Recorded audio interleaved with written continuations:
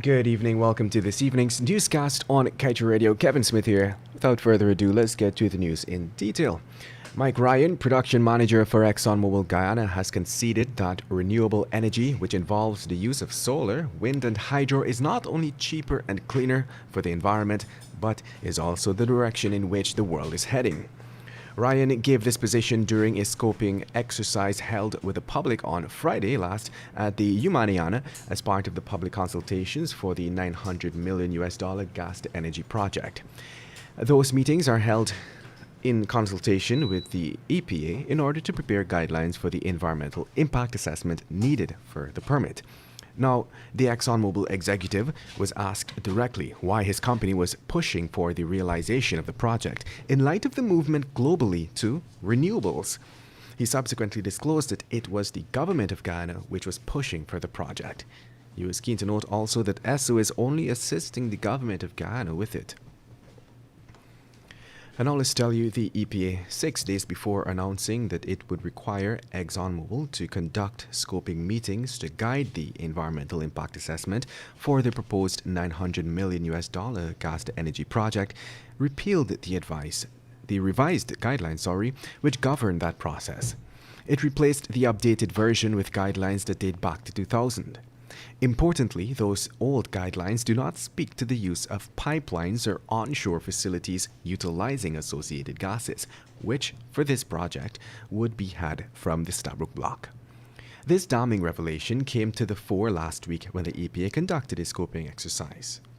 In fact, the EPA representative, Candace Thompson, gave the confirmation during the consultations when it was revealed that the old guidelines only take into account some aspects of offshore oil and gas operations.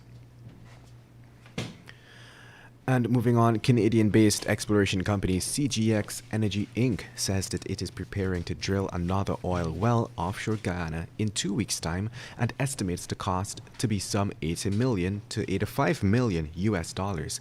The company made the announcement a few days ago when it provided an update on the activities related to its offshore exploration blocks, Deepwater Port project, and on the results of the CGX annual general meeting. According to CGX and its partner Frontera Energy Corporation, the Kawa-1 well in the Quarantine block is expected to be spud between August 1st and 15th and is expected to reach its total depth in approximately 85 days.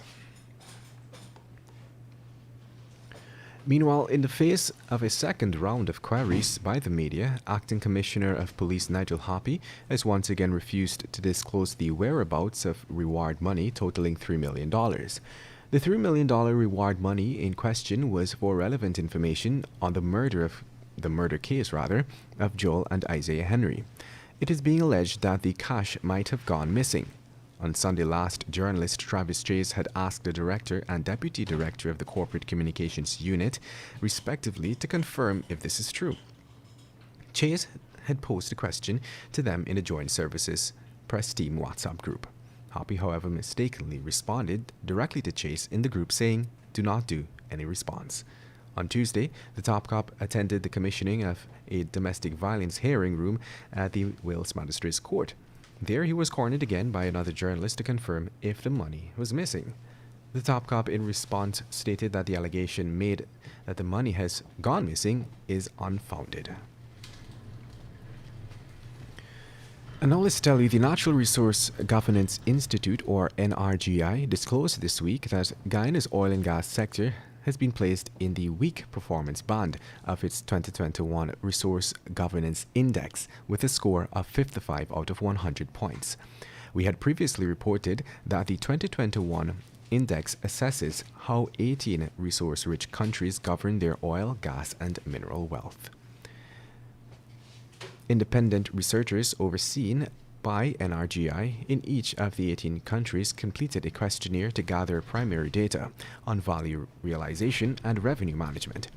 In its assessment of Guyana, it covers the period 2019 to 2020.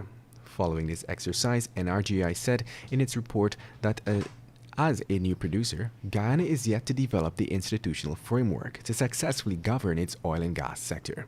In fact, NRGI said it was able to find evidence of weakness in the areas of value realization, revenue management, and the overall enabling environment. And moving on, the Guyana Energy Agency, or GEA, has launched an investigation into a Perica, East Bank Essequibo fuel dealer for allegedly bringing in fuel from Venezuela, but declaring that it is from Curacao instead.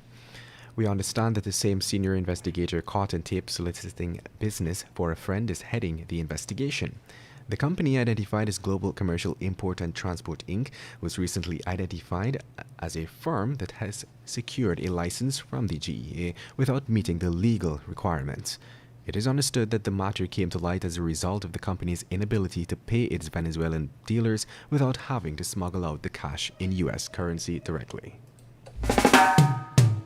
And that's the news of the moment. Remember to get the full details